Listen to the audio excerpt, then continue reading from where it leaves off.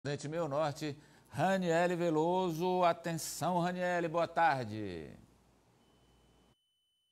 Boa tarde, Amadeu. Boa tarde a todos que nos acompanham ao vivo, direto de Brasília. Não sei o que aconteceu aí no estúdio, mas eu escutei o Ari pronunciando o meu nome. Deve ter sido coisa boa, com certeza.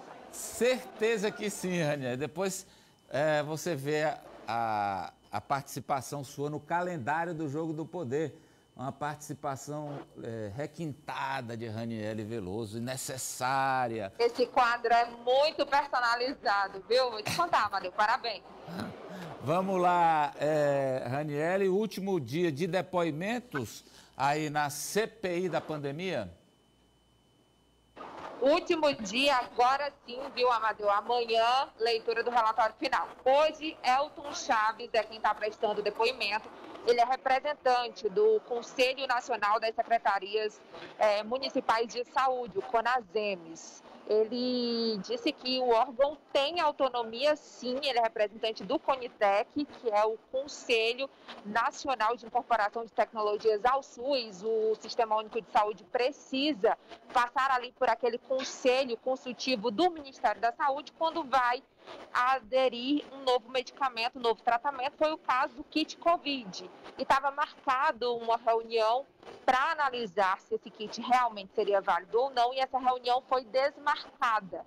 Ele disse que todos foram pegos de surpresa por desmarcar essa reunião deliberativa que deve ocorrer na quinta-feira desta semana, e que o órgão tem sim a sua autonomia e não tem nenhuma interferência política do governo. Mas também revelou, Amadeu, que durante todo esse tempo só tiveram uma reunião extraordinária.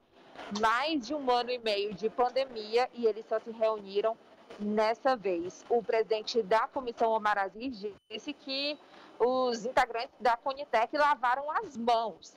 E mais, Elton Chaves disse que não passou pelo órgão nada em relação àquele protocolo estabelecido do Ministério da Saúde para o uso da cloroquina ainda no ano passado. Vamos ver esse trecho.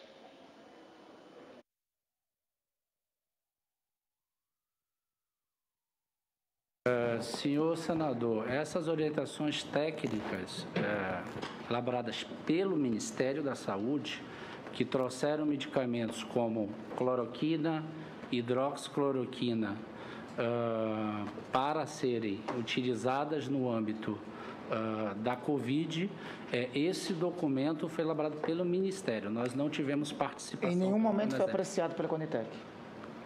A própria legislação e o decreto da CONITEC, as orientações técnicas não são sujeitas à submissão pela CONITEC, mas uma diretriz terapêutica ou um protocolo. Mas em algum momento o Ministério da Saúde chegou a consultar a CONITEC. Nós vamos emitir esta recomendação de medicamentos para tratamento de determinada enfermidade. Em algum momento, neste 1 ano, quase 2 anos de pandemia, chegou a ter essa consulta do Ministério da Saúde e a CONITEC? Não, senador.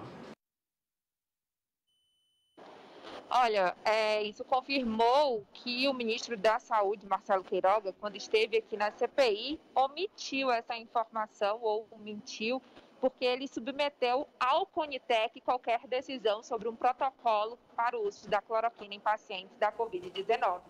E, Amadeu, a gente não poderia terminar de falar dos depoimentos da CPI sem mostrar uma das frases, um dos momentos de participação do presidente Omar Aziz. Hoje, durante a sessão, ele se referiu ao deputado federal Eduardo Bolsonaro como Sheik Duduzinho. Vamos ver. Bolsonaro lá está vestido de sheik árabe, enquanto Duduzinho Bolsonaro. Milhões de brasileiros estão passando fome. Esse tipo de assinte, você deveria ser exemplo, mais do que ninguém, Duduzinho Bolsonaro, o sheik do Brasil, deveria ser exemplo para os brasileiros. E não num momento de tanta tristeza, de tanto sofrimento, de tantas mortes, de pessoas passando fome. A pandemia, senador Humberto, ela está diminuindo, mas tem uma pandemia que já está sendo vivenciada nos bairros, nos becos, nas ruas, nas cidades brasileiras, que é a pandemia da fome e da miséria.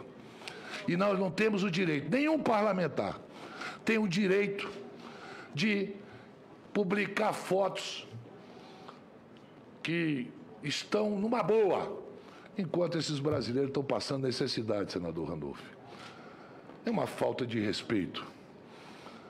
Isso vem de berço, essa falta de respeito. E nós não vamos nos permitir a não punir. Agora a fake news é o sheik fazendo propaganda de Dubai. O sheik Duduzinho, fazendo propaganda de Dubai.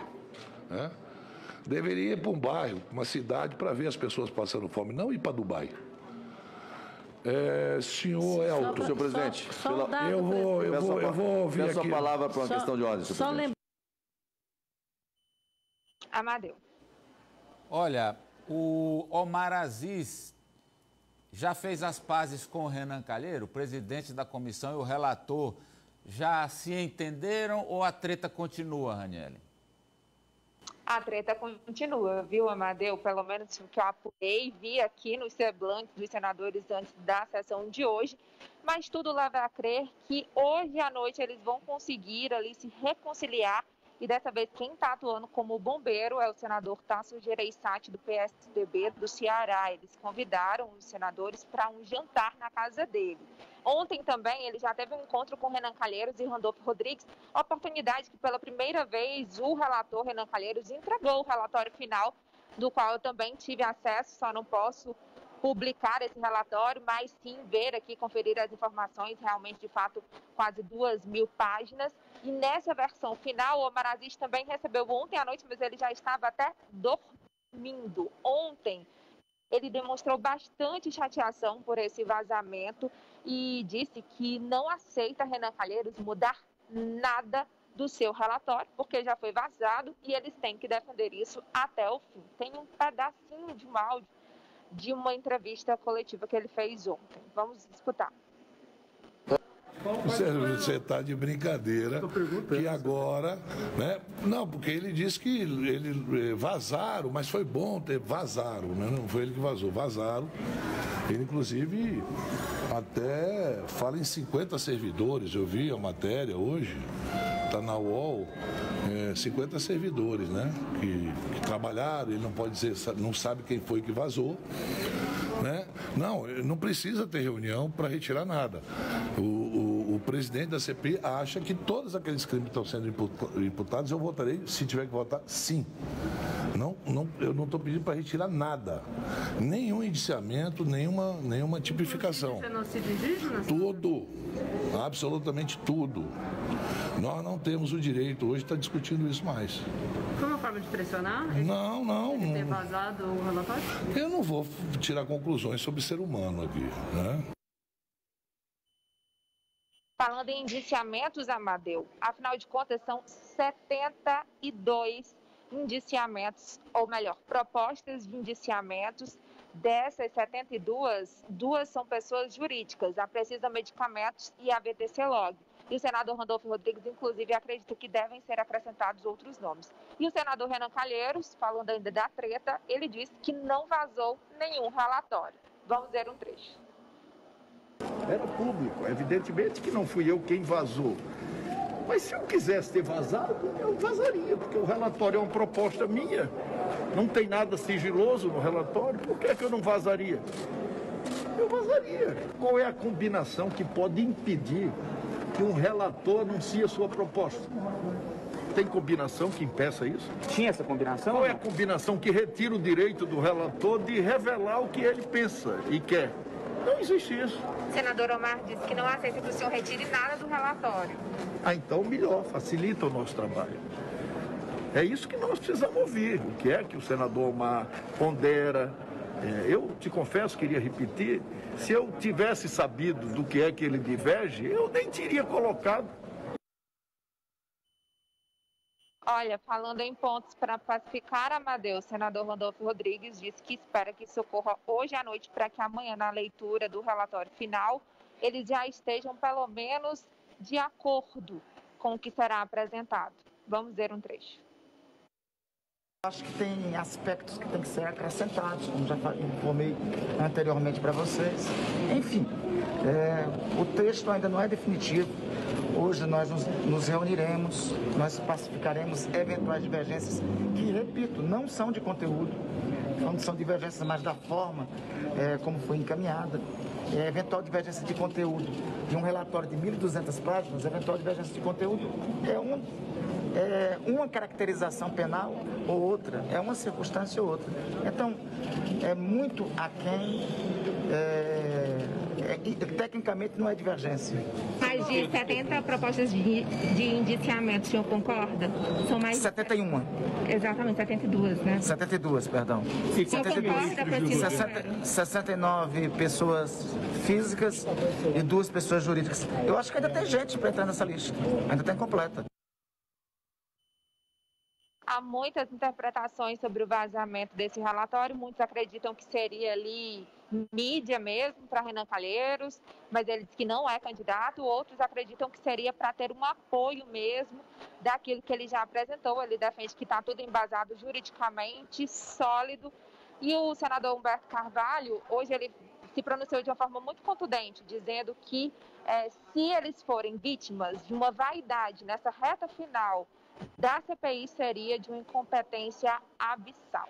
Amadeu. A questão é a seguinte, bem claro, o povo acompanhou a CPI, era público, estavam mostrando os canais, todo mundo.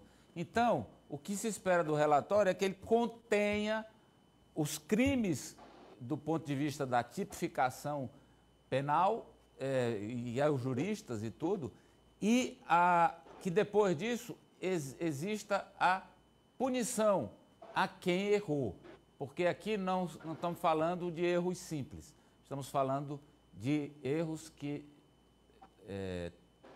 significaram a morte de brasileiros. Então é preciso sim que quem tenha contribuído para a morte de pessoas pague por esse crime. Auxílio Brasil, anúncio hoje à tarde, será mesmo R$400, Raniele? Olha, o presidente Jair Bolsonaro quer fazer esse anúncio oficialmente e ele não quer que o valor seja de R$300 e sim de 400, mas esse acréscimo de R$100 seria por um tempo determinado, viu, Amadeu, e não definitivo. Até porque ainda não tem uma fonte de custeio fixa para isso. E é uma despesa definitiva e precisa dessa fonte ali explícita. A medida provisória já veio para o Congresso Nacional, precisa ser votada e a expectativa é que o governo comece o pagamento em novembro, quando acabaria o auxílio emergencial. O Auxílio Brasil deve atender aí 17 milhões de brasileiros. Atualmente, o Bolsa Família, que é o programa em vigor, atende 14 milhões de brasileiros. O governo pretende pagar aí, nesses 2 meses, pelo menos, ali, com o aumento do IOF, aquele Imposto sobre Operações Financeiras, que já aumentou. E eles também estão com expectativa sobre a reforma do imposto de renda, já que tem um artigo sobre a taxação de lucros e dividendos.